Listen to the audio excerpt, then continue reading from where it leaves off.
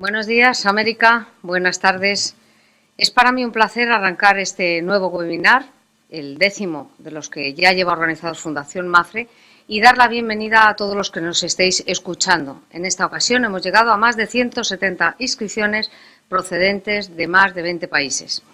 Destacando por número de inscritos, España en primer lugar, pero también con un gran seguimiento desde Latinoamérica, principalmente México y Colombia. A todos, bienvenida. Desde 1975, Fundación MAFRE promueve actividades para el beneficio de las personas en distintos ámbitos profesionales y culturales, así como acciones destinadas a la mejora de las condiciones económicas y sociales de los sectores menos favorecidos. En este marco, el área de Seguro y Previsión Social tiene como objetivo promover y difundir el conocimiento y la cultura del seguro y de la previsión social. En cuanto a las actividades orientadas hacia el público en general, trabajamos creando contenidos gratuitos y universales que divulgamos a través del proyecto Seguros y Pensiones para Todos. Organizamos actividades educativas y de sensibilización mediante cursos de formación para el profesorado de educación secundaria y bachillerato,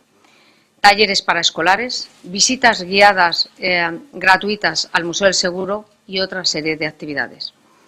Por otra parte, publicamos guías informativas sobre temas de interés general para dar a conocer aspectos básicos del seguro y también enfocados a diferentes colectivos. Merece la pena destacar la guía para tu jubilación, la guía para la protección de las familias y la guía para la protección de la pequeña y mediana empresa. Además de esta labor divulgativa,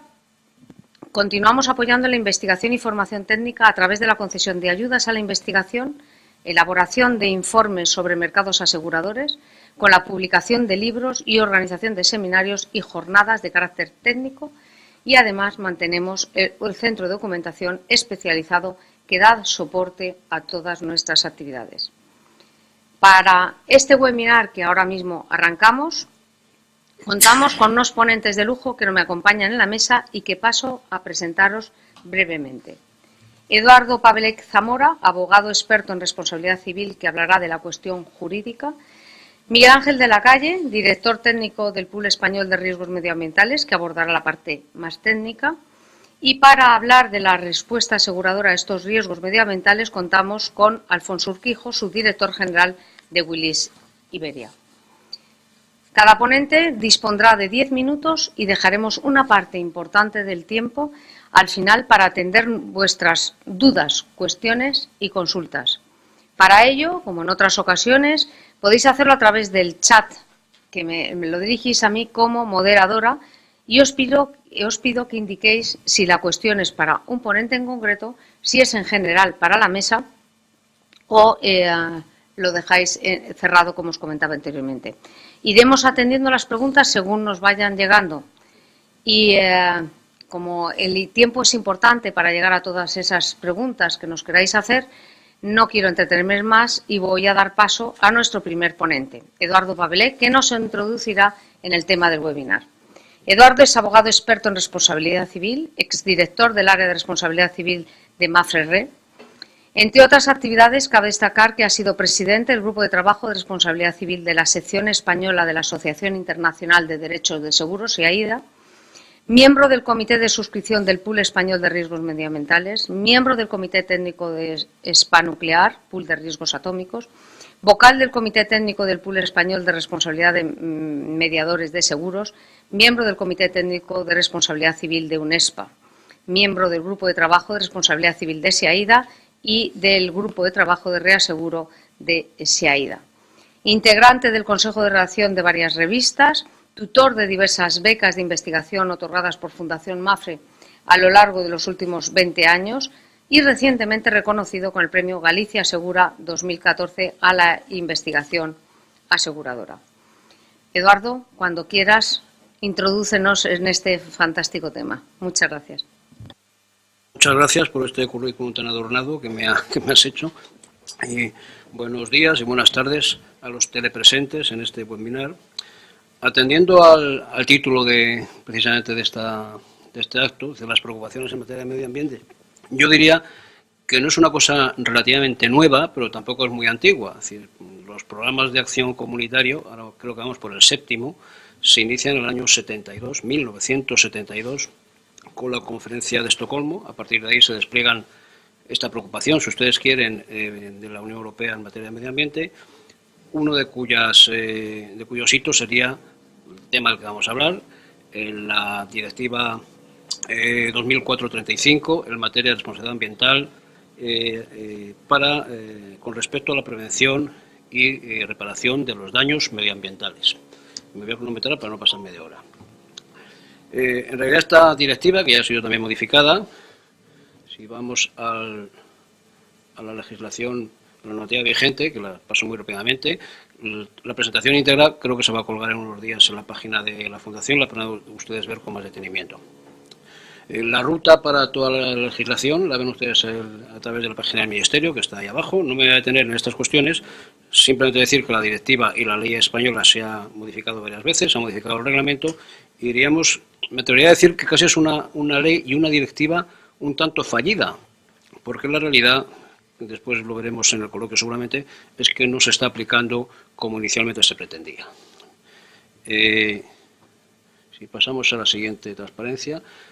simplemente para entrar en materia, la Ley 26/2007,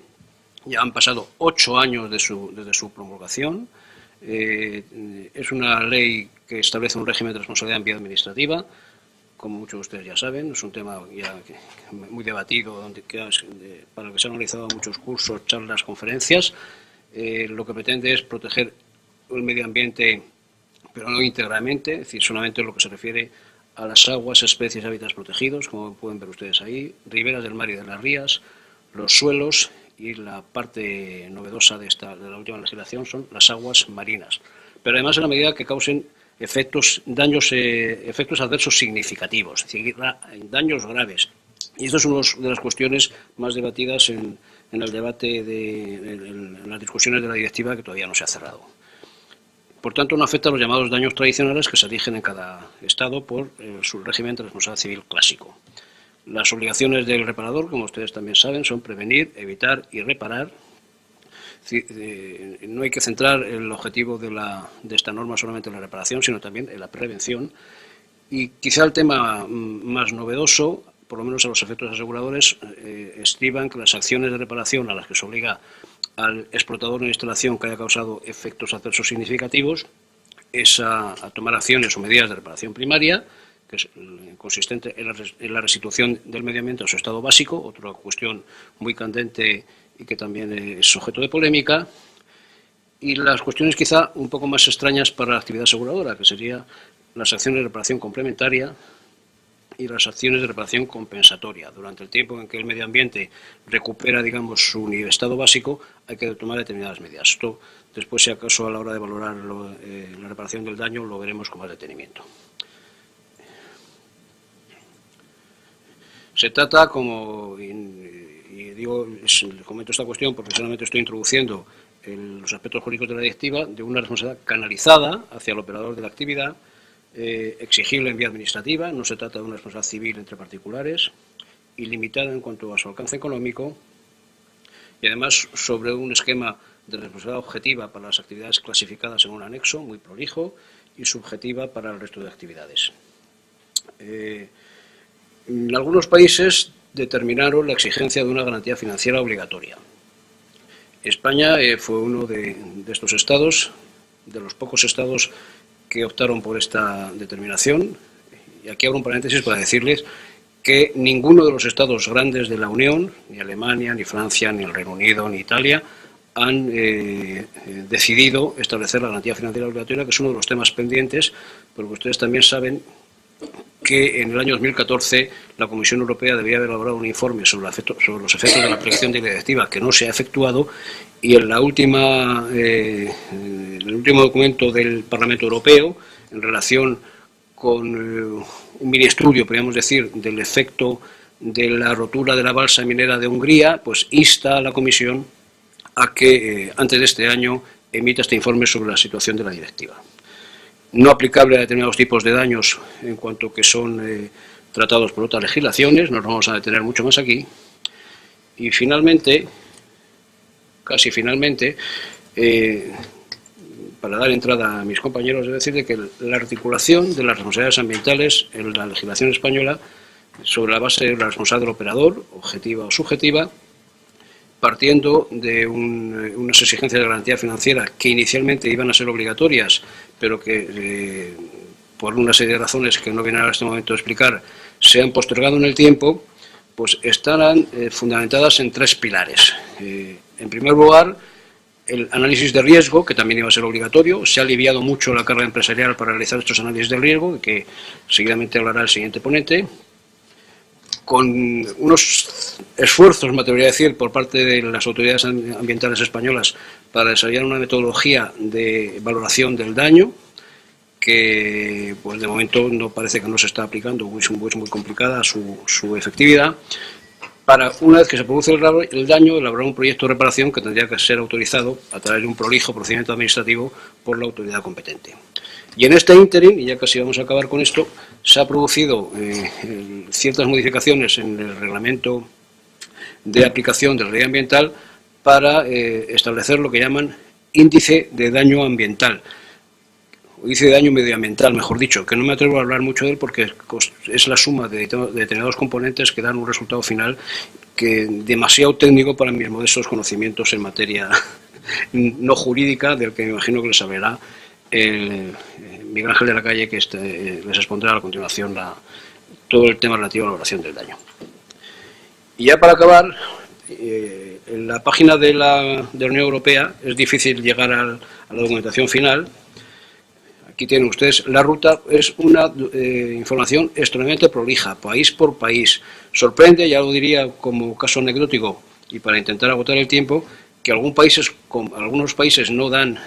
o no proporcionan nada información sobre incidentes ambientales y, sin embargo, otros, como Polonia, sí que facilitó un número ingente de incidentes ambientales que resultaron un poco sorprendentes y se justifican por el hecho de que en Polonia, por lo visto, según se comentan, no soy un experto en la legislación polaca, como se pueden ustedes imaginar, no había, antes de la incorporación a la Unión Europea, una legislación ambiental específica, de manera que cualquier incidente suponía un atentado, entre comillas, al medio ambiente que deberían comunicar. Quiero acabar señalando precisamente el último documento, que es la Motion for Resolution del Parlamento Europeo, donde se insta, como les he dicho antes, a la Comisión a que elabore el informe que está pendiente y, sobre todo, que intenten fomentar las garantías financieras, obligatorias o no, para que los desastres ambientales pues no queden sin repararse, como sucede en la mayoría de los casos. Pues me he anticipado a la hora prevista. Así que supongo que agradecerán al resto de ponentes. Pues muchas gracias por su atención. Muchas gracias, Eduardo. Nos ha quedado muy clara tu exposición y queda patente esos 8 años después de la promulgación de la Ley 26/2007, donde no parece haber generado los efectos pretendidos, tanto en la aplicación como en el tratamiento de los riesgos ambientales. Damos paso al siguiente ponente, Miguel Ángel de la Calle. Es actualmente director técnico del Pool Español de Riesgos Medioambientales, puesto que desempeña desde el año 2002.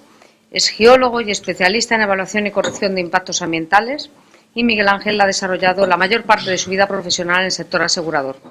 Es autor de numerosos artículos relacionados con los riesgos ambientales y los bancos de hábitat.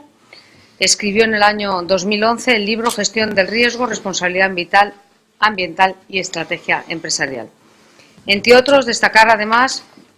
que es miembro del Consejo Asesor de Fundación Félix Rodríguez de la Fuente y de uno de los comités de normalización de AENOR. Además, es profesor de la Escuela de Organización Industrial y es un gran colaborador de Fundación MAFRE. A continuación, Miguel Ángel nos hablará de ese siguiente paso, que es de las cuestiones técnicas referentes al tema que nos ocupa, el análisis del riesgo, la valoración del daño y cómo se calcula el límite de las garantías financieras y el programa de reparación. Miguel Ángel, cuando quieras. Buenos días, buenas tardes. En primer lugar, permítanme expresarle mi agradecimiento a la Fundación MAFRE por permitirme estar con ustedes participando en esta webinar. Webinar en la que se me ha encargado que les hable de los análisis de riesgos ambientales, la valoración de los daños y cómo se calcula el límite de la garantía financiera. Entrando ya en materia, lo primero que me gustaría comentarles es una primera reflexión en la que, en mi opinión, los riesgos ambientales son también riesgos operacionales que pueden poner en peligro el futuro y la viabilidad de las empresas. Baste recordar hechos como el desgraciado accidente del año 1998 que sufrimos en España con la rotura de una balsa minera que originó unos daños que se valoraron en unos 600 millones de euros y que, aparte de estos daños ambientales que contaminaron el río Agrio y llegaron casi al Parque de Doñana, lo que ocurrió también es que la empresa explotadora de la mina hizo una suspensión de pagos y cerró la instalación. Instalación que en estos momentos se está pensando en reabrir, puesto que en estos momentos sería rentable explotar el mineral de la mina.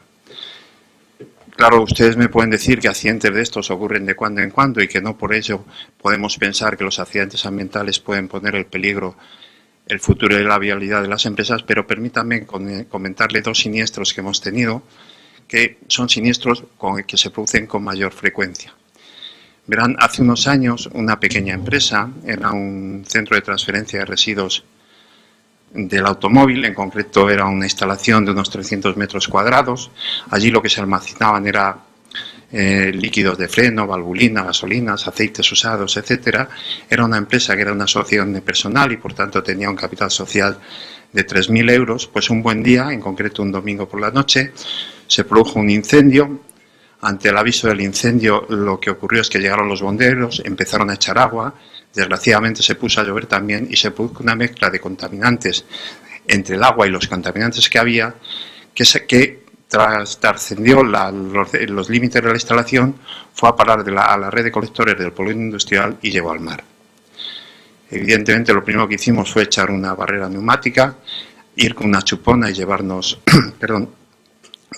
el líquido contaminante que había llegado al mar, pero había que limpiar la red de colectores aguas arriba. Hubo que limpiar la red de colectores aguas arriba y esta operación en concreto nos costó unos 400.000 euros. Si ustedes enfrentan el capital social de la empresa, 3.000 euros, con los 400.000 euros que costó la reparación, concluirán que evidentemente esta empresa tendría que haber hecho, de no haber tenido una póliza que cubría estos eventos, tendría que haber cerrado o hecho una suspensión de pago. Otra pequeña instalación, una gasolinera, que también era una sociedad unipersonal, una sociedad limitada, no era una gasolinera abanderada, pues hace unos años era una gasolinera que estaba en un pueblo y viene a romper alguno de los mitos que decimos que cuando los riesgos están situados en zonas naturales son más costosos de reparar, pues se dan cuenta que no siempre es así. Lo que ocurrió en esta gasolinera es que uno de los tanques fugó, un tanque de gasolina en concreto, y en principio se descubrió muy tarde después de que empezó a fugar, porque los vecinos empezaron a detectar unos olores a gasolina, incluso llegaron a detectar fase libre de gasolina en el foso de un ascensor. Así las cosas, la comunidad autónoma mandó a hacer una inspección y a hacer unas pruebas de estanqueidad de los tanques estaban estancos. Se pensaba y siempre hemos pensado que en las gasolineras donde fugan son los tanques, pero aquí no había fugado un tanque, sino lo que había producido es una rotura de una de las tuberías. Al romperse la tubería había salido la gasolina y evidentemente había contaminado un acuífero que había y había contaminado el suelo. Claro, la descontaminación del acuífero era relativamente sencilla, simplemente había que bombear y pasar el agua por una estación depuradora, pero el problema era descontaminar el suelo porque teníamos que llevarnos la calle. El suelo, la contaminación del suelo estaba debajo de la calle. Hubo que hacer una operación un tanto curiosa, hubo que hacer que evaporara la gasolina, ir con una soplante y extraer aquello y pasarlo por un filtro de carbono activo. Esta operación nos va a costar cerca de 1 millón de euros. Si ustedes esto lo contraponen al capital social de la empresa, llegarán a la conclusión de que o tenía una póliza o tenía una garantía financiera o tendría que haber hecho una suspensión de pagos. Bueno, así las cosas, esto es lo que me permite concluir que los riesgos ambientales son riesgos operacionales que pueden poner en peligro el futuro y la viabilidad de las empresas. Ante esta circunstancia, ¿qué es lo que podemos hacer? Pues lo que podemos hacer es gestionar los riesgos. La gestión de un riesgo ambiental implica en estas actividades, en primer lugar, lo que habrá que hacer es un análisis de riesgos que nos permita identificar la probabilidad y las consecuencias de cada uno de los escenarios. Una vez hecha este análisis de riesgos, habrá que marcar unos criterios que nos permitan ordenar y priorizar los distintos escenarios de riesgos para abordar su tratamiento Una vez que los tengamos evaluados y marcados estos criterios, estos riesgos tendremos que tratarlos. Dentro del tratamiento habrá algunos que podamos, muy pocos o casi ninguno, eliminar, otros reducir, otros transferir y otros simplemente aceptarlos. En todo este proceso, a lo largo de todo el mismo, hay que hacer una comunicación al entorno de la instalación industrial para que de alguna forma conozcan los riesgos a los que se ven sometidos. Y también lo que hay que hacer es, a lo largo del proceso, establecer un sistema de seguimiento y revisión, dado que pueden variar o bien las condiciones legislativas, o bien las condiciones de la empresa, o bien las condiciones del entorno. Pues bien, como ustedes ven, una de las variables importantes en la gestión del riesgo es la transferencia financiera del riesgo, es decir, constituir una garantía financiera que de alguna forma nos permita abordar la reparación de un daño cuando se produce. Bien, en España, como bien ha apuntado antes Eduardo, se estableció un sistema de garantías financieras obligatorias para determinado tipo de actividades, en concreto para las actividades SEBESO, actividades IPPC y residuos mineros del tipo A, gestión de residuos mineros del tipo A.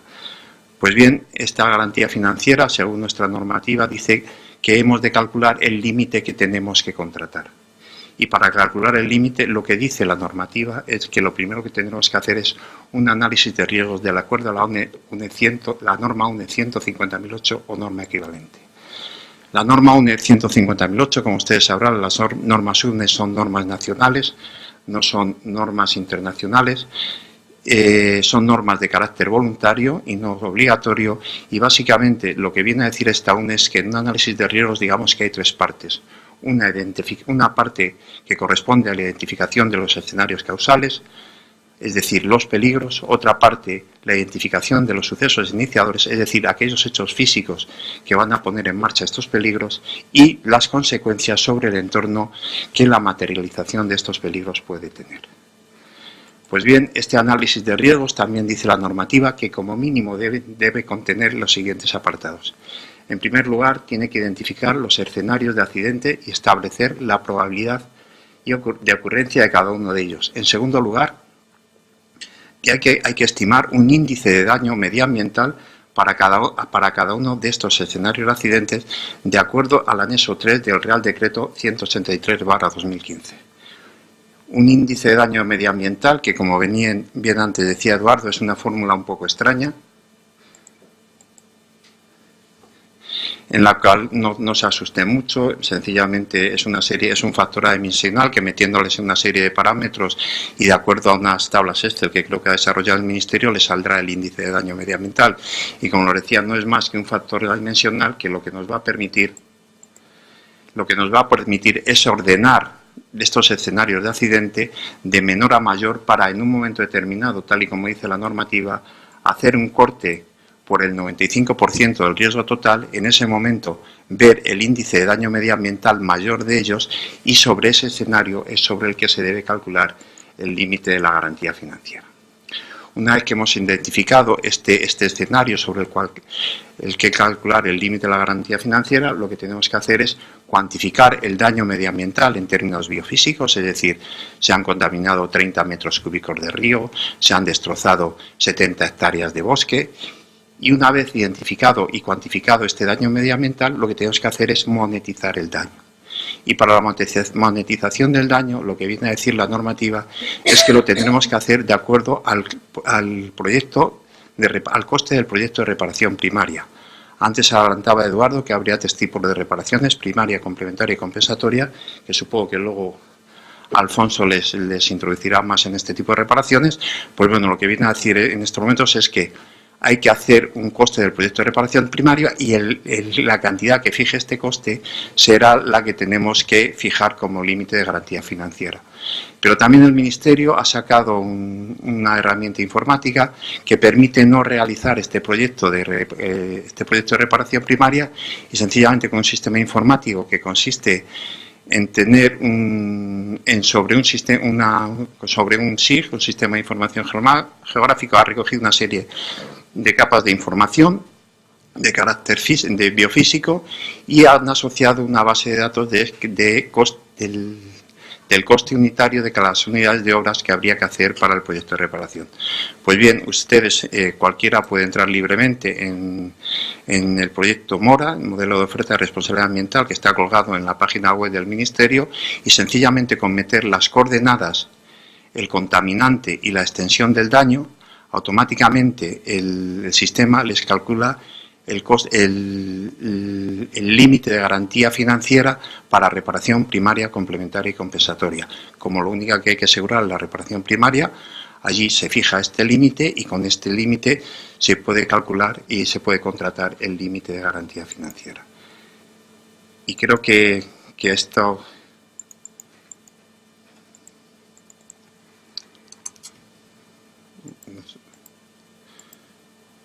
Bueno, ya para finalizar, recordarles una vez más que estos riesgos ambientales son riesgos operacionales que pueden poner en peligro el futuro y la viabilidad de las empresas. Y esto es todo lo que yo les quería comentar. Muchas gracias. Muchas gracias, Miguel Ángel, por tu excelente y clara exposición. No sé yo si será fácil calcular ese índice del daño medioambiental. Yo me fío que esa fórmula que has puesto sea de fácil aplicación. Yo no sé si sería capaz. Bueno, ha quedado muy claro que lo importante es identificar ese riesgo medioambiental, además de ser consciente de que ese riesgo puede existir, pues la gestión del riesgo lo que me va a llevar en algún caso a tomar la decisión de una transferencia y, por tanto, y sobre todo en España, porque es de obligado cumplimiento, la necesidad de una adecuada valoración monetaria de estos riesgos. Vamos a la parte aseguradora y para ello contamos con el ponente, que es Alfonso Urquijo. Alfonso es en la actualidad director de Medio Ambiente y subdirector general de Willis Iberia. Con más de 22 años de experiencia en el sector asegurador, Alfonso se incorporó a Willis en julio de 2002 como director de la unidad de Corporate. Adicionalmente a sus responsabilidades de desarrollo de nuevo negocio a nivel nacional, lidera la División de Medio Ambiente para España y Portugal, unidad que creó en año 2002, y en la que Willis es una referencia dentro del sector asegurador, tanto a nivel nacional como internacional.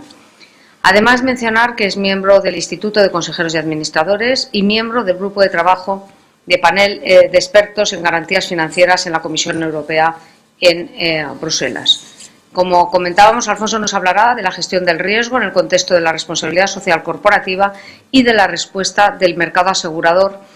de cómo las grandes y pequeñas industrias tienen modelos y qué mercado se dirige a cada uno de sus clientes. Alfonso, cuando quieras. Muy bien, muchas gracias. En primer lugar, agradecer a la Fundación MAFRE el haber contado con mi presencia hoy aquí en esta jornada, jornada que para nosotros es muy interesante y muy atractiva por lo que supone en el ámbito internacional los países que se han conectado a este webinar. Decirles a todos ustedes que desde Willis trabajamos de forma activa en el sector del seguro medioambiental. Como decían en la exposición, desde el año 2002 tenemos una división específica que trabaja de la mano con los clientes en dar respuesta a las soluciones de financiación de riesgo de compañías tanto cotizadas como no cotizadas, y que tenemos una larga experiencia. Y yo en ese contexto me gustaría iniciar mi intervención explicando que los riesgos medioambientales son riesgos de intensidad, que no de frecuencia. Y como riesgos de intensidad tenemos que entenderlos en un contexto totalmente distinto del que se pueda entender un riesgo tradicional en el ámbito de los seguros de daños materiales, de responsabilidad civil general o del seguro de transportes. Es decir, estamos hablando de un tipo de riesgos que se manifiesta una vez cada 20, cada 25 o cada 50 o cada 100 años y que cuando se manifiesta lo que produce es un efecto devastador en el balance y cuenta de resultados de muchas empresas. Lo hemos visto históricamente en siniestros como el de BP en el Golfo de México, como el siniestro del Prestige, como el siniestro de la balsa de Boliden, o como otros siniestros en la balsa de Hungría, o otros siniestros como el de la rotura del rack del pipeline de Total en el sur de Francia en el año 2013. Bueno, todos estos siniestros han sido siniestros que han superado con creces las expectativas que el mercado asegurador había depositado sobre lo que podían ser siniestros de intensidad, sobre todo porque cuando se produce un siniestro de estas magnitudes, no se es consciente o no se ha llegado desde la perspectiva de los análisis de riesgos, como comentaba Miguel Ángel de la Calle en la intervención anterior, a llegar a analizar en profundidad cuál es el impacto que pueda tener este tipo de riesgos, no solo en el balance y cuenta de resultados de la propia sociedad, sino como en las reparaciones de carácter complementario compensatorio, es decir, cómo afecta esto a los entornos sociales y cómo afecta en su conjunto a los servicios que prestan esos recursos naturales, tanto a la sociedad como a otros propios recursos naturales. Bien, creemos que desde el punto de vista legal, y como antes decía Eduardo Pavelec, creemos que la legislación medioambiental en muchos países es muy extensa. Recordar que en España existen más de 452 disposiciones normativas en materia de medio ambiente, de carácter europeo, de carácter autonómico, de carácter estatal y de carácter local. Bien, esto hace que la gestión de los riesgos y la seguridad jurídica en el cumplimiento de la normativa aplicable sea muy complejo en sectores de actividad muy concretos. Esto nos ha llevado a tener que aunar fuerzas, trabajar de forma denodada con nuestros clientes y a intentar impulsar a través del sector asegurador fórmulas de aseguramiento que permitan desde una perspectiva muy global enmarcar el conjunto de impactos o el conjunto de responsabilidades en los que se le puede imputar a una empresa. Luego entraremos también en la posible responsabilidad de la persona física, pero sobre todo estamos hablando de la responsabilidad empresarial.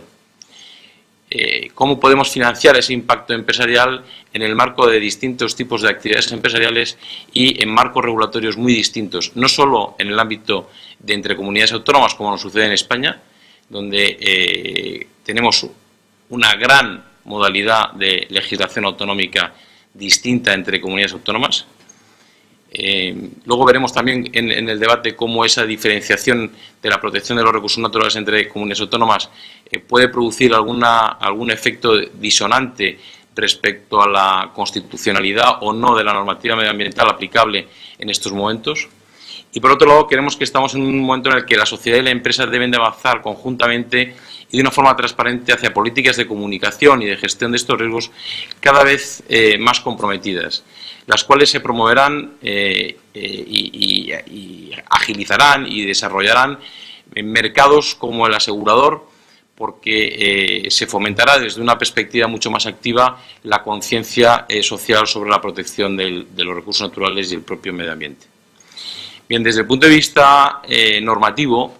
a mí sí me gustaría recordar que todo lo relacionado con la responsabilidad ambiental tiene una ligación directa con un ámbito de responsabilidad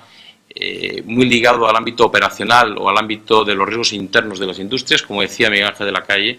pero no debemos olvidar que dentro de ese marco existen otros riesgos que por quizá desconocidos o porque quizá no han sido unos riesgos tradicionales sobre los que se ha puesto el foco, no son menos importantes, sobre todo en la actualidad, como son los riesgos reputacionales, los riesgos de imagen, los riesgos de marca. Estamos viendo sucesos como el que sucedió en BP en el Golfo de México. Hemos visto cómo determinadas actuaciones o posibles daños ambientales que se puedan producir en el ámbito industrial pueden tener impactos reputacionales muy importantes, como determinado tipo de actuaciones internas en las industrias, y tenemos el caso de Volkswagen en los sucesos del posible fraude en los catalizadores por emisión de partículas contaminantes de CO2 a la atmósfera, como todos este tipo de riesgos pueden llegar a afectar a la imagen y a la reputación de una compañía y poner en peligro la viabilidad de estas. Esperemos que no sea así en este caso, pero en cualquier caso, nosotros ya en el año 2005 hicimos un trabajo para una gran compañía cotizada en la que nos pidieron analizar de cara a un informe al Consejo de Administración cuáles pudieran ser los impactos que pudiera tener en el balance y cuenta de resultados de esa sociedad cotizada un incidente ambiental grave. Bueno, se hizo una serie de estudios y la conclusión fue que un impacto ambiental grave podría producir, desde el punto de vista de su repercusión en los medios, una caída del valor bursátil de esta compañía en torno a un 15%, lo que supondría unas pérdidas económicas aproximadas por posibles errores en la gestión de la industria por encima de los 12.500 millones de euros.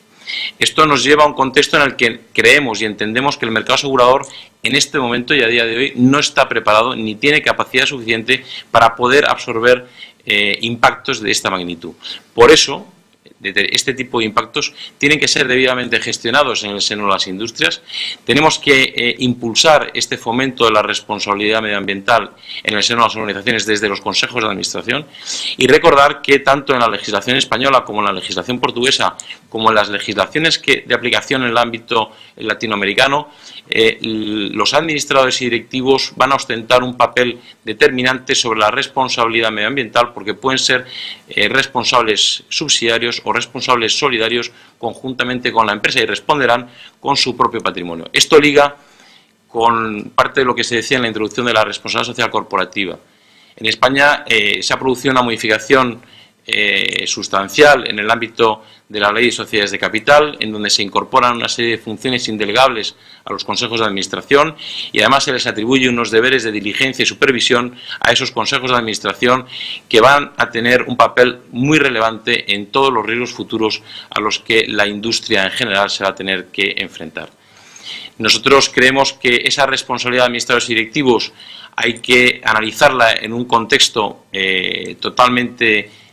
diferente de la que se ha venido analizando en las pólizas de seguro tradicional de responsabilidad de administradores y directivos. ¿Por qué? Pues porque el daño al medio ambiente no es un daño, no es un perjuicio financiero puro, es un daño a un recurso natural, es un daño a un elemento natural como la flora o la fauna o el agua, con lo cual estamos hablando de daños de carácter material que no están tradicionalmente cubiertos en las pólizas de seguro de responsabilidad de administradores y directivos, que vienen a tener exclusiones específicas de cobertura para este tipo de daños dentro de esos contratos. Bien, yo recordar también que en el ámbito de la responsabilidad empresarial, en España, en el año 2010, se produce una modificación de la reforma del Código Penal. Esta modificación ha sido extendida a otros ámbitos jurisdiccionales en otros países en Latinoamérica, en donde desde la perspectiva penal puede ser castigado tanto la persona física responsable como la entidad jurídica. En España, en el año 2010, se incorpora la posible atribución de responsabilidad penal de la entidad jurídica a través del 31 bis, artículo que ha tenido mucho debate estos últimos 5 años y que ha sido modificada en la última reforma de este año y donde su aplicabilidad es plenamente efectiva para los siniestros o los incidentes que pongan en grave riesgo los recursos naturales y el medio ambiente. Yo, desde mi posición de Willy, recordarles que nuestra idea es que el mercado asegurador desarrolle productos a medidas para la industria. Creo que ha crecido de forma significativa el ámbito de cobertura, así como las capacidades del mercado en los últimos 10 años, pero de una forma además muy significativa, y que hay productos muy avanzados, que tenemos un mercado quizá a medio camino, pero podemos decir que muy maduro respecto a lo que tuvimos hace esos 10 años, y creo que tenemos ya experiencias que hacen que las compañías aseguradoras y los propios reaseguradores puedan tener una perspectiva y una estimación del riesgo mucho más clarificadora para poder otorgar unas soluciones de financiación mucho más avanzadas de lo que se hicieron en los contratos hace 10 años o los que hemos venido viendo en los últimos años. Desde Willis nada más, recordar que ahora entramos en un turno de debate y nada más agradecer a la Fundación otra vez su invitación a estar hoy con ustedes. Muchas gracias. Muchas gracias, Alfonso, y la verdad es que da tranquilidad saber que hay que existen esas soluciones aseguradoras y sobre todo que esas soluciones han ido evolucionando en estos 10 años. Procedemos ahora a dar respuesta a las preguntas que nos han llegado a través del chat. En España, ¿hay garantías financieras de los riesgos medioambientales? ¿Se conoce si es así en otros países? Esa es la primera pregunta que lanzo a la mesa. Bueno, a ver, hay garantías financieras medioambientales. En España, de momento, no hay una obligatoriedad efectiva de constitución de garantía financiera de forma obligatoria conforme a la Ley 26. Lo que sí ha sucedido en España es que desde la publicación de la Ley 26, actual Ley 13/2014, las distintas comunidades autónomas, en el ámbito de sus competencias, han venido exigiendo de forma regular a distintos actores en distintos sectores de actividad, sobre todo sectores de actividad con una potencialidad elevada, como es la gestión de residuos peligrosos, como son las instalaciones de energía eléctrica o IPPC con potencia superior a 50 megavatios o instalaciones del ámbito de aplicación de la Directiva de Accidentes Graves EBESO, una serie de constitución de seguros de responsabilidad medioambiental de carácter obligatorio de forma paralela a la no posible exigibilidad de la garantía financiera que obligaba la Ley 26 o Ley 11 de 2014. En este momento yo creo que es bueno, perdón un segundo, recordar que debemos de aprender de los errores cometidos. Yo creo que antes Eduardo decía que en ninguno de los Estados miembros más avanzados, como eran Francia, Reino Unido, Alemania, Italia, se ha establecido un régimen obligatorio de garantías financieras. Se ha ido por una modalidad de sociedad responsable desde el punto de vista empresarial. Nosotros esto lo hemos trasladado al propio Ministerio de Medio Ambiente en España para que lo trasladara al grupo de trabajo a nivel europeo. Lo hemos trasladado también en el propio grupo de trabajo de Bruselas desde Willis, y además creemos de forma sincera que todo aquello que sea obligatorio, hasta que no sea definitivamente obligatorio, parece ser como que a uno no le va en ello. Y creemos que fomentar políticas activas de financiación del riesgo y explicando de forma concreta los riesgos a los que se van a tener que enfrentar las industrias en caso de que produzcan daños ambientales es la mejor manera para fomentar el desarrollo de este tipo de soluciones y de productos en el mercado asegurador. ¿Alguien más de la mesa quiere hacer algún comentario? Sí, bueno, comentarles que en España desde el año 94 se empezaron a asegurar en aquellos momentos mediante responsabilidad civil por contaminación. Existían normativas, como ha comentado Alfonso, el decreto 833, que obligaba a los gestores de residuos peligrosos a tener un seguro que cubriera el deterioro del medio ambiente alterado. Desde aquel momento se empezaron a ofrecer coberturas en este sentido por parte de las entidades aseguradoras, y este tipo de coberturas han ido evolucionando hasta un tipo de cobertura más sofisticada que actualmente da respuesta a toda la normativa de responsabilidad ambiental que ha aparecido recientemente. ¿Alguien más? Bueno, si me das la palabra. Yo, que soy más viejo, me voy a remontar a 1985, que es cuando se promulga la Ley de Residuos Tóxicos y Peligrosos, después modificada varias veces, donde casi de una manera sorpresiva se exigía a los gestores de residuos la contratación de un seguro de responsabilidad civil, subrayando responsabilidad civil, por daños al medio ambiente. Subrayo medio ambiente, porque el medio ambiente del año 85 no es el medio ambiente de la Ley 26/2007 ni de la Directiva 35/2004. Era otro medio ambiente mucho más diferente de lo que es ahora. Muy bien, damos paso a otra pregunta. ¿Cómo puede, leo textualmente, cómo puede la aseguradora protegerse ante un riesgo como el que se planteaba de pérdidas tan grandes? ¿Solo se protegen con el reaseguro o cómo está siendo esta nueva gestión de riesgos para tener capital suficiente para amparar a los asegurados? Yo creo que Alfonso no dice para quién, pero creo que tienes bastantes papeletas. Bueno, yo creo que tenemos también aquí a un reasegurador que es el Pool Español de Riesgos Medioambientales, y por ello no le voy a pasar la papeleta, yo voy a contestar, pero yo creo que Miguel Ángel tiene bastante que decir. Continuamos luego con Miguel Ángel. Yo creo que el mercado asegurador, desde el punto de vista del reaseguro tradicional, pone sus capacidades de una forma ordenada y sin demasiadas alegrías. Es decir, las grandes capacidades por parte de los pools no han sido suficientes para atender la demanda de las grandes corporaciones en muchos casos, sobre todo porque estaban muy centralizados en un negocio muy local, país por país. Y por otro lado, yo creo que hay un mercado anglosajón, hay un mercado del mundo más londinense en el ámbito de aplicación de las coberturas del Lloyd's Market en Londres, así como del mercado americano, que ha venido desarrollando políticas muy activas de aportación de capacidad a este tipo de cobertura de riesgos, y que en este momento podemos decir que estamos con capacidades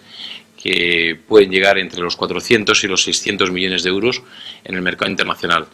Creo que los distintos pools europeos esas capacidades las tienen algo más reducidas, y quizá la conjunción y la unión de distintos pools a nivel europeo pueda llegar a aportar unas capacidades adicionales a las que hemos estado viendo en los últimos años. Bueno, yo comentarles que el pool, como dice Alfonso, el pool español de riesgos medioambientales es un reasegurador, reasegura a sus socios y tiene su historia desde el año 94. En el año 94 nosotros hasta la fecha nadie nos ha pedido una capacidad que no hayamos podido dar. No quiere decir esto que tengamos exceso de capacidad. Bueno, en concreto el pool tiene la capacidad agregada de todos sus socios, que son 28, y en principio no tendría por qué tener problema de capacidad. Lo que sí que es cierto es que nos han demandado capacidades muy grandes, y quizás sea porque las empresas todavía no son conscientes del riesgo al que se enfrentan. Todavía no han sabido o no han podido o están en trámites de monetizar esos daños que pueden acaecer. Entonces digamos que es un mercado que todavía no ha demandado grandes capacidades. No sé si desgraciadamente o no se ha dado, ha habido muchos siniestros medioambientales que no se han declarado, todavía no hay ese tipo de conciencia y todavía el cálculo del límite de garantía financiera al que tienen que optar no está muy claro, porque también antes apuntaba Alfonso que como solo exigen asegurar la reparación primaria, muchas veces los límites que se mandan son bajos cuando la reparación complementaria y compensatoria puede ser mucho mayor. Y entonces en ese sentido se tendrían que demandar capacidades más altas. Alfonso. Sí, a mí me gustaría, al hilo de lo que dice Miguel Ángel, recalcar aquí, porque me gustaría que la gente se lleve la impresión de que los que estamos a este lado de la mesa, de estos temas, aunque explicamos lo que es la normativa, muchas veces no estamos plenamente confortables con lo que se ha legislado. Y es nuestro caso en el sentido de que el ámbito de aplicación de la garantía financiera obligatoria que se establece dentro del ámbito normativo español, cuando enarbolamos esa bandera de ser los primeros en el marco de la Unión Europea de poner en marcha un proceso de exigencia de garantías financieras en materia de medio ambiente, yo creo que desde un punto de vista muy político pues no se tomó en consideración la dificultad técnica que tenía el establecer esa obligatoriedad respecto a la cuantificación y análisis de lo que eran los costes de reparación primaria, complementaria y compensatoria, como así se ha visto en los últimos 10 años de desarrollo de diferente normativa. Inicialmente antes hablábamos de las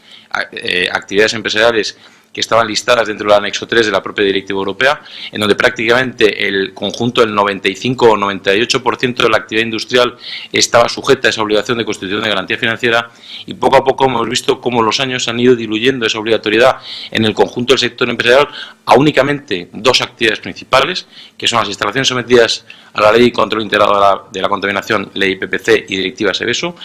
y por otro lado las instalaciones de residuos mineros categoría A. El resto se han tenido que sacar porque prácticamente se ve inviable, y además quien hizo la norma hizo, entre comillas, una adaptación de la normativa para no exigir garantías financieras que políticamente pudieran darle un paso hacia atrás desde el punto de vista más político, desde un punto de vista del rédito político, más que desde un punto de vista técnico. Y esto lo tengo que decir porque cuando hablamos de la identificación y análisis de riesgos y el escoger el riesgo que agrupa el 95% del riesgo asociado a los escenarios que hemos identificado, nos estamos dejando fuera un 5% de riesgos, que son precisamente el 5% de los riesgos de baja probabilidad pero gran intensidad, y que son los que hacen activar un plan de emergencia exterior de carácter grave.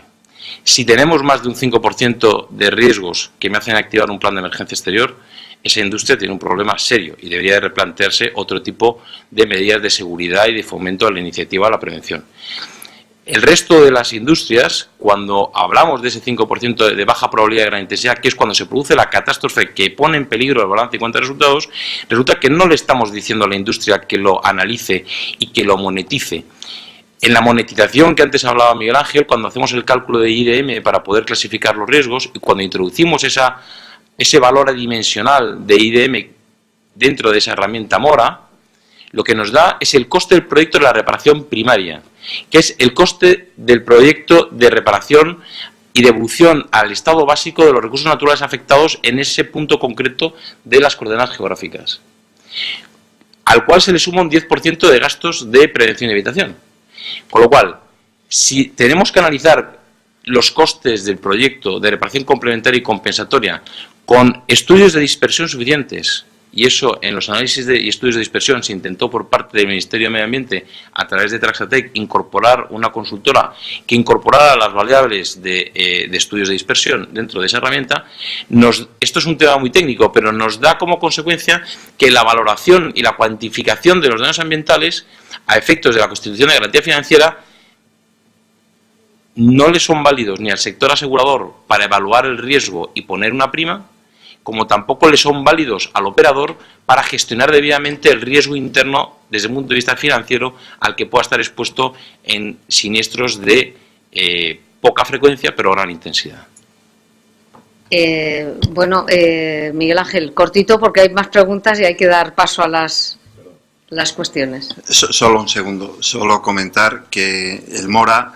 evidentemente da el límite de reparación primaria, el coste de reparación primaria, pero también puede dar el coste de reparación complementaria y compensatoria. He de romper una lanza en favor del MORA, en el sentido de que ese siniestro que yo les comentaba antes, del 1.000.000 de euros de esa gasolinera, yo hice un juego y metí los datos, yo conocía los datos, es decir, sabía la dispersión del contaminante, etcétera, etcétera, y jugué con el MORA para ver si me daba un coste de siniestro, incluido la reparación primaria, complementaria y compensatoria, similar al que me fijaba el MORA. De decirles que el MORA me daba aproximadamente 880.000 euros y el siniestro se va a ir a 1.000.000 de euros. Por tanto, digamos que hay un error relativamente pequeño. Por tanto, el MORA puede funcionar. Bien es cierto y Alfonso ha dicho una cosa muy importante, yo cuando les hablaba del MORA decía que era una herramienta sencilla, que solo había que meter las coordenadas y el contaminante y la extensión del daño, y lo dije muy rápido, y evidentemente el problema es meter la extensión del daño. La extensión del daño no es algo fácil de calcular. Te tienes que ir a modelos de dispersión y quizá estos modelos sean muy difíciles de correr y muy costosos de correr. Muy bien, damos paso a una pregunta que nos viene desde México. Dice, ¿cómo pueden hacer las pymes, las pequeñas y medianas empresas, para evaluar estos riesgos y poder así asegurarse ante los daños? Bueno, las pymes tienen varios caminos. En España se han instrumentado, aparte de hacer los análisis de riesgos individuales para las empresas, se han implementado análisis de riesgos sectoriales, que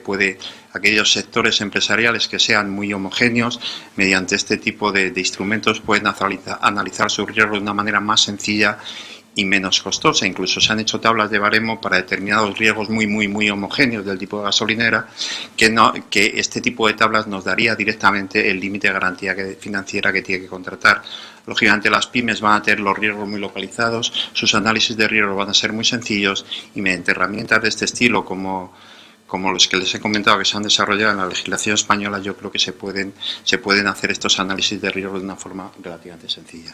Miguel Ángel, y teniendo en cuenta que esta pregunta nos llega desde México, ¿esas herramientas que se han desarrollado en España están en algún sitio accesibles para que puedan acudir las pequeñas y medianas empresas de otros países? Sí, si ustedes entran en la página web del Ministerio, ahí verán los MIRAD, que son estos modelos de informe